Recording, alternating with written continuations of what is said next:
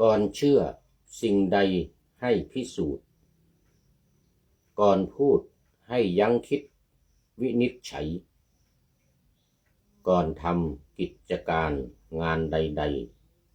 ๆคิดให้รอบคอบจึงชอบธรรมขอถวายความนอบน้อมแด่พระรัตนตรัยมีพระพุทธเจ้าเป็นต้นขอถวายความเคารพพระมหาเถระพระเถรานุเถระเจ้าคณะพระสังฆาธิการทั่วโลกมีพระเดชพระคุณพระธรรมเสนาบดีเจ้าคณะภาค7วัดพระธาตุดอยสุเทพเป็นต้นและขออำนวยพรแด่ท่านผู้ฟังท่านผู้ชมสาธุชนพุทธบริษัททั้งหลายวันนี้รายการธรรมะหลังธรรมวัดเย็นของวัดพระธาตุดอยสุเทพออกอากาศทางสถานีวิทยุพระพุทธศาสนาและจริยธรรมวัดพระธาตุดอยสุเทพระบบ FM 96 เมกะเฮิรตซ์มีพ่อครูวันลบนามวงพรหมเป็นผู้อำนวยการอาจารย์พระมหาประสิทธิ์ประสาธิโกเป็นหัวหน้าสถานีและอาตมภาพพระครูปริยัติยานุศาสตร์เป็นผู้บรรยายเป็นประจำทุกวันเวลา 18:40 นาทีถึง 19:10 นาทีเป็นรายการที่ให้บรรยายหรือให้พูดถึงเรื่องการปฏิบัติโดยเฉพาะไม่ว่าจะเป็นสมถกรรมฐานหรือวิปัสสนากรรมฐานเรียกว่าวิปัสสนาธุระวิปัสสนาธุระธุระหน้าที่ของพวกเราทั้งหลายทั้งพระภิกษุสามเณรภิกษุณีสามเณรีอุบาสกอุบาสิกาศรัทธาญาติโยมมี2อย่างเท่านั้น1คันธธุระหน้าที่ทางด้านการศึกษาเราเรียนพระธรรมวินัยเรียนภาษาบาลีเรียนพระอภิธรรมนี่อย่างผู้พูดนี่ขณะนี้กำลังเรียนภาษาบาลีอยู่พอเรียนทำ6ประโยคตกมา7ครั้งแล้วสอบตกมา7ครั้งแล้วแต่ยังไม่เท่าประโยค5นะตอนนี้ยังไม่เท่าท่านนายพลประโยค5นี่22 ปีสอบนะ22 ปีไม่นับที่ไปอินเดียนะหักออก12 ปีนะนับตั้งแต่ตอนสอบประโยค4ได้อยู่กรุงเทพ1 ปีนะเดี๋ยวสอบประโยค4ได้อยู่กรุงเทพ1 ปีถูกละ2 ปีอยู่กรุงเทพ2 ปีแต่เราไปอยู่อินเดียตอนเนี้ยสอบอยู่กรุงเทพ2 ปีสอบละ2 ครั้งประโยค5ไปเรียนอย่างดีนะไปเรียนวัดชนะสงครามเนี่ยไปเรียนสำนักเดียวกับท่านนายพลเนี่ยนะท่านนายพลก็บวชสำนักวัดชนะสงครามเนี่ยก็ไปเรียนอาจารย์เจ้าคุณหลวงพ่อสมเด็จหลวงพ่อสมเด็จวัดพิชัยญาติตอนนั้นเป็นพระมหาสมศักดิ์อุปัสโมท่านเจ้าคุณอาจารย์ประเรียนธรรม9 ประโยคสอนดีมากเน้นทุกศัพท์ทุกบทสอนอยู่ที่วัดชนะสงครามท่านก็ยังอยู่ที่วัดชนะสงครามนะตอนนั้น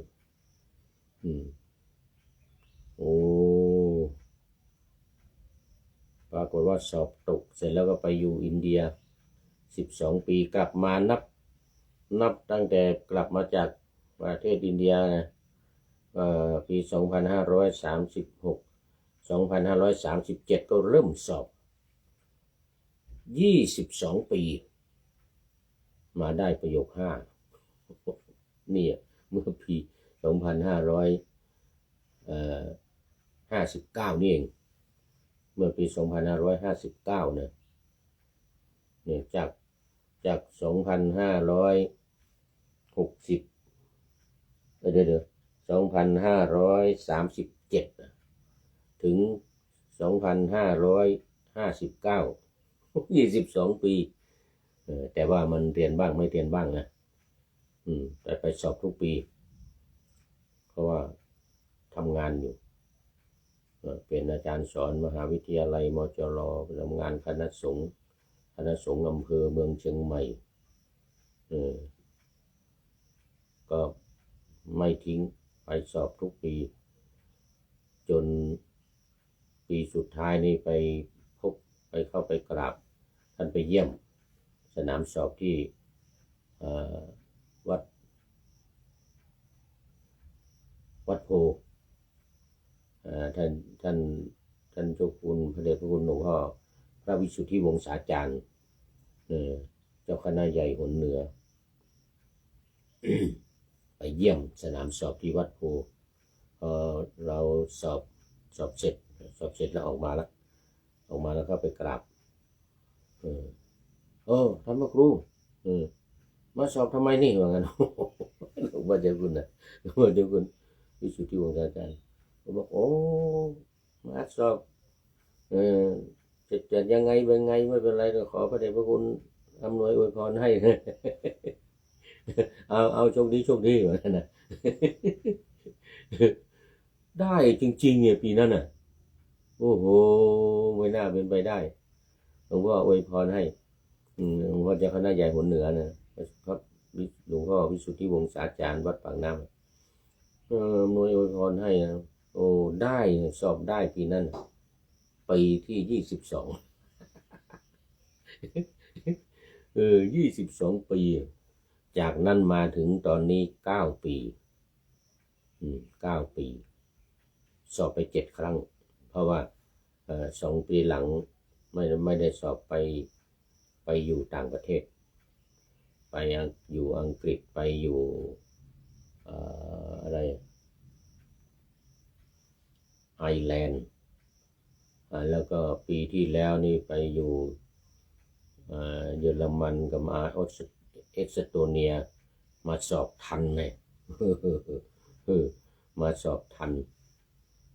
มาเมื่อเดือนพฤศจิกาแล้วก็มาสอบมกราแต่ก็มันไม่ได้เรียนมาเนี่ยไปอบรมอยู่ 2-3 เดือน 2 เดือนกว่าที่วัดซอยสัมพันธ์อยู่ปรากฏว่าสอบตกปีนี้แต่ปีหน้านี่ต้องเอาให้ได้ปีหน้านี่เนี่ยตอนนี้ก็ไปจองที่พักไว้แล้ววัดสวนดอกกับวัดพระธาตุสีจอมทองถ้าไม่ได้วัดสวนดอกก็วัดพระธาตุสีจอมทองคือไปพัก4 คืน 5 วันช่วงที่สอนที่เรียนนะไปพักเสร็จแล้วก็วันที่ 5นั้นก็กลับขึ้นมาบนวัดแล้วก็วันแรม1 ค่ำก็ไปอีกขึ้น1 ค่ำหรือแรม1 ค่ำเนี่ยไปอีกแล้วก็อยู่อีก5 วันนะถ้าไม่ได้ที่วัดพระธาตุถ้าไม่ได้ที่วัดสวนดอกเนี่ยที่อยู่มันอยากจะเต็มก็ไปจองหลวงพ่อเจ้าคุณวัดพระธาตุสีจอมทองไว้แล้วหลวงพ่อเจ้าคุณสุวรรณเมธีบอกได้ว่างั้นนะหลวงพ่อเจ้าคุณสุวรรณเมธีบอกได้โอ้สบายมากว่างั้นนะที่พักที่นอนเยอะแยะอาหารการกินก็ไม่ต้องบิณฑบาตว่างั้นนะฉันในครัวนี่เถอะวัดพระธาตุสีจอมทอง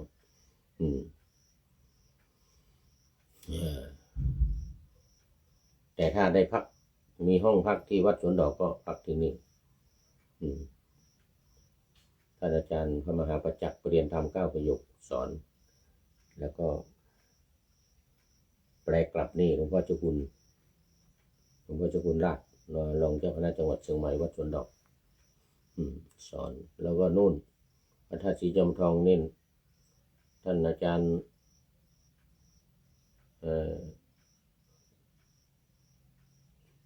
ปิยะเดี๋ยวกิติพงศ์ฐานกโรเรียนธรรม9 ประโยคสอนอยู่ที่วัดพระธาตุสีจอมทองปีที่แล้วนี่ก็ตอนอบรมก็มาสอนที่วัดดอยสะพันอยู่แต่สอนประจำอยู่วัดพระธาตุสีจอมทองได้แน่ปีนี้เอาจริงได้แน่ ถ้าได้เรียนตลอดปีนี่นะสอบได้แน่ๆปีที่8ปีที่8แต่มีความตั้งใจว่าไม่ว่าจะกี่ปีสอบไปเรื่อยๆถือคติของท่านเจ้าคุณศรีธรรมบัณฑิต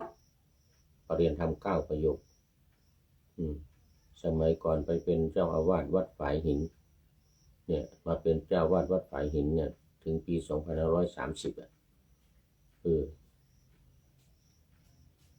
บอกว่าหากสนามยังอยู่ยังยืนยงว่าเนี่ยเราก็เหมือนอยู่คงสอบด้วยหากสนามพินาศลงเราสอบได้หรือว่าเราก็เหมือนมอดมวยทั่วทั้งสงไทยคติเอาคติของท่านเจ้าคุณศรีธรรม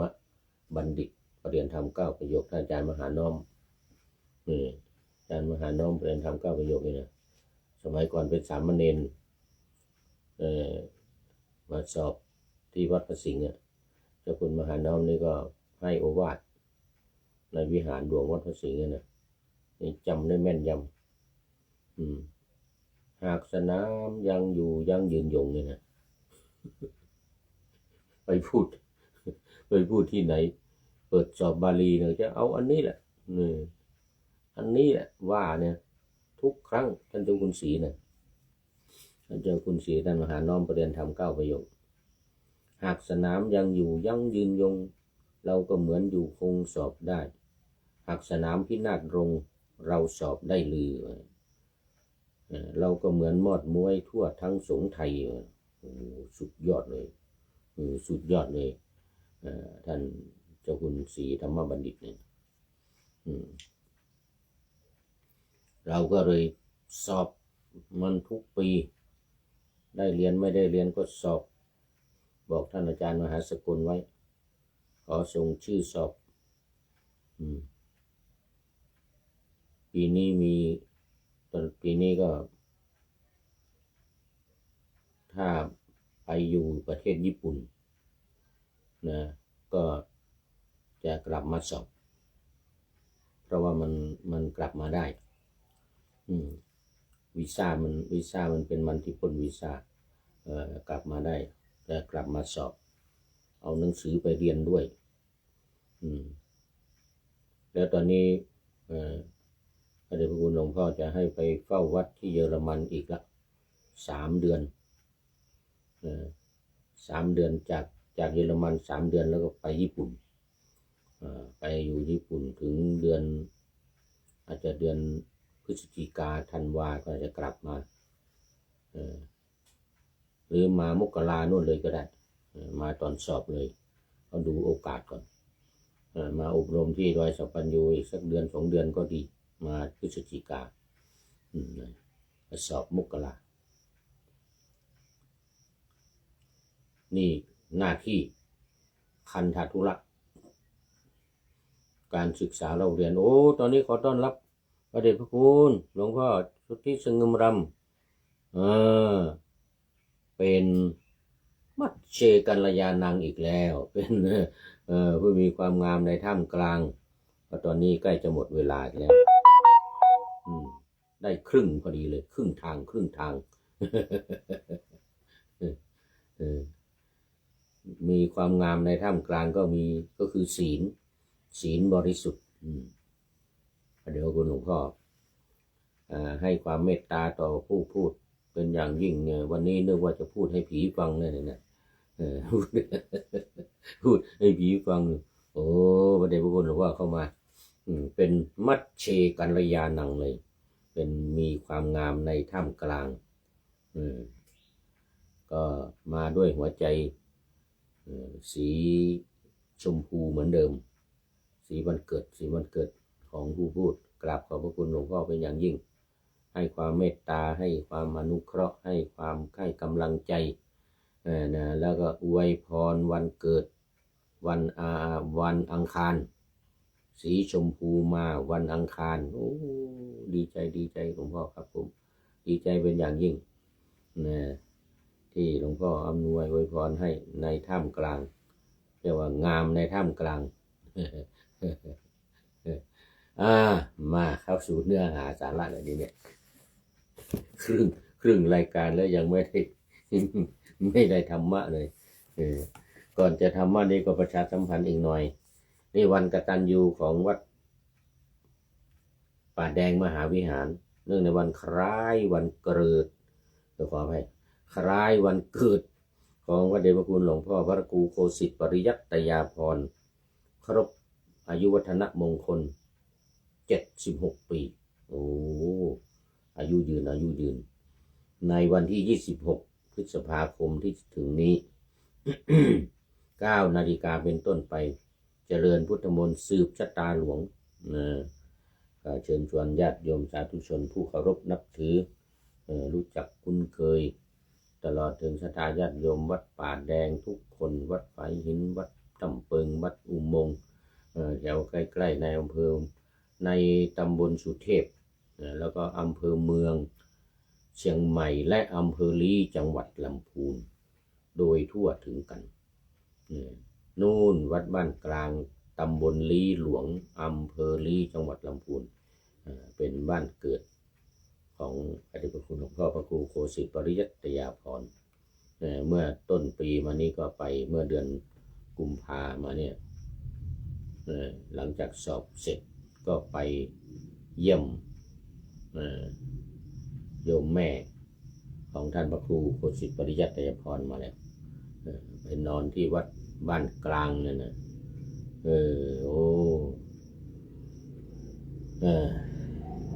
กุมภามีนาที่ผ่านมานี่เอาละมาธรรมะอย่าลืมขณะที่พระเดชพระคุณหลวงพ่อกำลังนำพระภิกษุสงฆ์สามเณรศรัทธาญาติโยมนักท่องเที่ยวบูชาสักการะพระบรมธาตุดอยสุเทพแล้วทำสมาธิภาวนาอยู่ขณะนี้ตั้งแต่18 นาฬิกา 40 นาทีถึง 19 นาฬิกา 10 นาทีนี้นะแล้วก็มอบหมายให้ผู้พูดนี้บรรยายเกี่ยวกับการปฏิบัติวันนี้เรื่องปฏิปทาการบรรลุมรรคผล4แบบนี่การบรรลุมรรคผล4แบบอันนี้เป็นที่หลวงพ่อนำทำอยู่ขณะนี้เป็นสมถกรรมฐานตัวนี้เป็นวิปัสสนากรรมฐานคืออบรมปัญญามุ่งให้เกิดความรู้ความเข้าใจถ้าได้บรรลุก็จะเป็นสายเขาเรียกอะไรปัญญาวิมุตติปัญญาวิมุตติแต่สายที่พระเดชพระคุณหลวงพ่อกำลังทำอยู่สมถกรรมฐานนั้นถ้าได้บรรลุเรียกว่าเจโตวิมุตติหลุดพ้นด้วยใจเพราะว่าทำจิตให้สงบเป็นสมาธิอันนี้อบรมให้เกิดปัญญามอบหมายให้ผู้พูดนี่พูดทางวิทยุออกวิทยุเนี่ยท่านผู้ฟังที่ฟังอยู่ก็ปฏิบัติวิปัสสนาไปพร้อมกันการฟังนี่ถือว่าเป็นการปฏิบัติวิปัสสนานะข้อที่1 2การคิดเอง3การภาวนาคือการพิจารณาหัวข้อธรรม73หัวข้อสรุปลงในไตรลักษณ์อีก3ข้อเป็น76ข้อนี่76ข้อนี่เป็นแนวทางการปฏิบัติการพิจารณาแล้วให้เกิดปัญญาเกิดความรู้เกิดความเข้าใจปัญญาญาณแล้วก็จะสามารถบรรลุธรรมได้ตั้งแต่โสดาบันขึ้นไปสกทาคามีอนาคามีจนถึงอรหันต์อย่างสบายเขาเรียกว่าสุขวิปัสสโกนะถ้าผู้บรรลุที่ไม่ต้องเข้าฌานไม่ต้องทำสมถกรรมฐานนี่นะวิปัสสนาล้วนๆนี่นะเขาเรียกว่าวิปัสสนาล้วนบำเพ็ญด้านวิปัสสนาล้วนพอได้บรรลุนี่ก็เรียกว่าปัญญาวิมุตติด้วยปัญญาคือด้วยความรู้ความเข้าใจความเห็นแจ้ง ตามศัพท์ว่าวิปัสสนาวันนี้หัวข้อว่าปฏิปทาการบรรลุมรรคผล4แบบเนี่ยการจะบรรลุมรรคผลเนี่ยนะมรรค4ผล4เนี่ยนะตั้งโสดาบันเป็นต้นจนถึงอรหันต์เนี่ยนะมีอยู่4แบบด้วยกันมาในจตุกนิบาตสังยุตตนิกายพระสุตตันตปิฎกเล่มที่21หน้าที่202ข้อที่163นี่ไปเปิดดูได้ฉบับสยามรัฐเด้อ ฉบับสยามรัฐ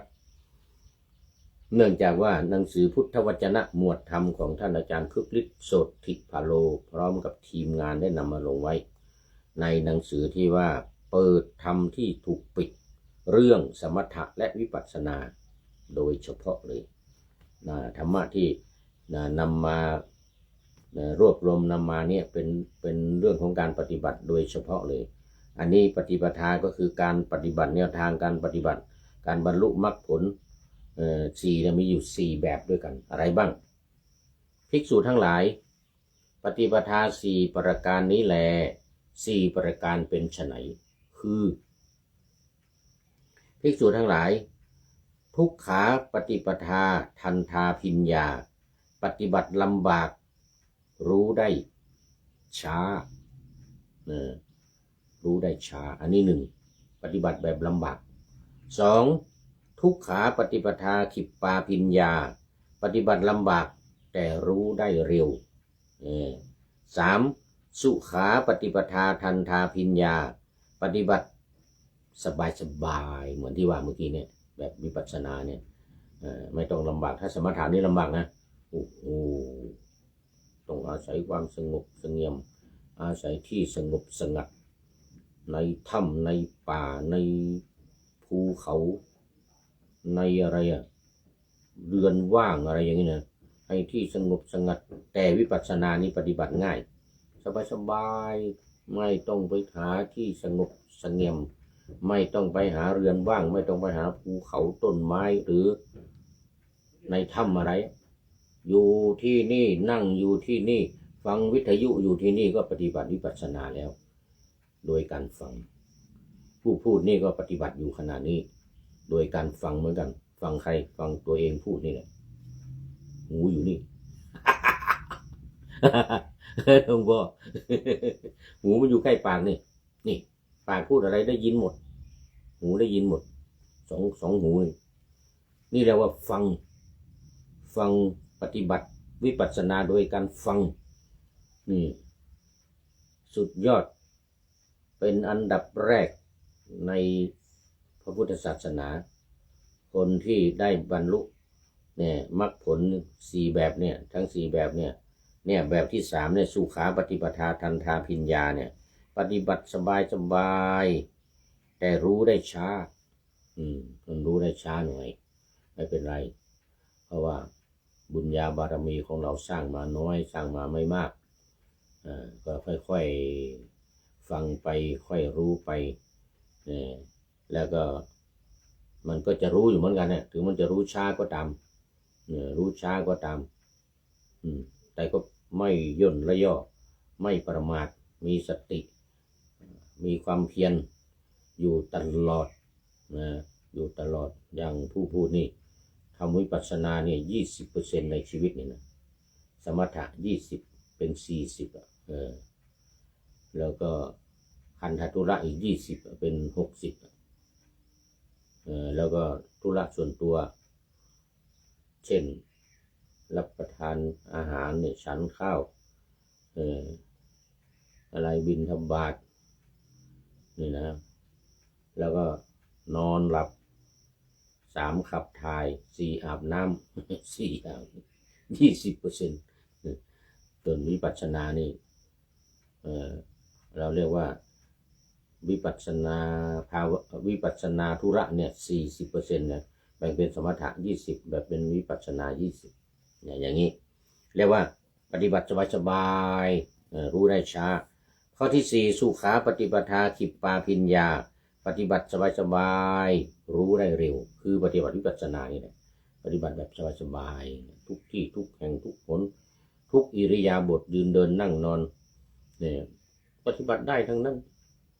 มันไม่ได้ยังไงฟังฟังวิทยุฟังการบรรยายฟังครูบาอาจารย์ให้กรรมฐานฟังอะไรก็ให้มันเป็นประโยชน์เนี่ยฟังอย่างฟังเรื่องการพูดธรรมะเนี่ยเนี่ยฟังสมัยพุทธกาลสมัยพุทธเจ้าฟังทั้งนั้นที่ได้บรรลุนี่นะฟังพระปัญจวัคคีย์5 รูปก็ฟังพระพุทธเจ้าแสดงธรรมจักรกับวัตนสูตรจบไป1 รอบคนทัญญะได้แล้วโสดาปัตติผล วันที่2แรม1 ค่ำพระวปะได้อีกแล้ววันที่3แรม2 ค่ำพระพัทติยะได้อีกแล้ววันแรม3 ค่ำฟังกันอีกพระมหานามะได้อีกแล้วแล้วก็แรม4 ค่ำพระพัทอัสสชิได้อีกแล้วคนละวันต่างกันหน่อยปฏิบัติสบายๆฟังแค่นั้นแหละไม่ต้องอะไรมากเนี่ยก็ได้ช้าหน่อยได้เร็วโกนทัญญะนี่ฟังครั้งแรกได้เลยนี่โอ้ตอนนี้ขอต้อนรับคุณโยมเปรมใจบัวใสเป็นปริโยสานกัลยาณังกัลยาณีปริโยสานกัลยาณีผู้มีความงามในที่สุดเรียกว่าปัญญาจะเข้ามาที่ได้ปัญญาแล้ว ในการปฏิบัติวิปัสสนาแบบง่ายๆนี่ปฏิบัติสบายๆรู้ได้เร็วหมายถึงว่าคนที่มีบารมีมานะฟังแป๊บเดียวได้เนี่ยแต่ของปัญจวัคคีย์5เห็นไหมเรียงกันคนละวัน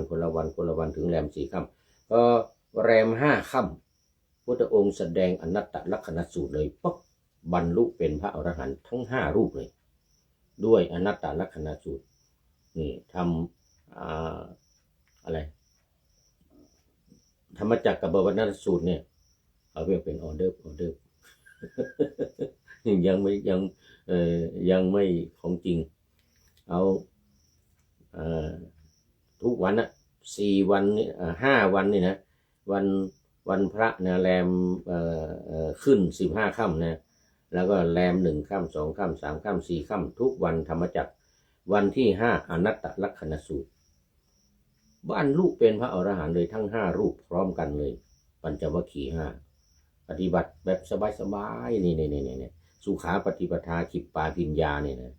ปฏิบัติอย่างสบายบางคนรู้เร็วบางคนรู้ช้าโกนทัญญะครั้งเดียวได้แล้วอัสสชิฟังมา5 ครั้งเลยฟังมา5 ครั้งตั้งแต่วันขึ้น15 ค่ำจนถึงแรม4 ค่ำได้บรรลุเป็นโสดาบันเอาละวันนี้จบไว้แค่นี้ก่อน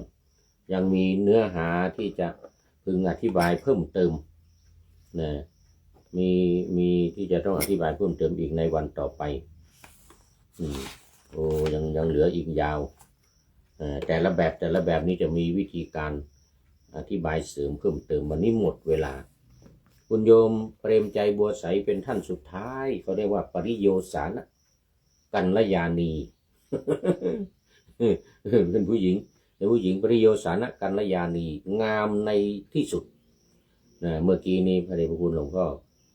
สุทธิสงึมรำเป็นมัชเชกัลยาณังงามในท่ามกลางคุณโยมเปรมใจบัวใสงามในที่สุดเป็นปัญญางามในท่ามกลางเป็นศีลงามในเบื้องต้นอาทิกัลยาณังเป็นสมาธิเป็นศีลที่ 2เป็น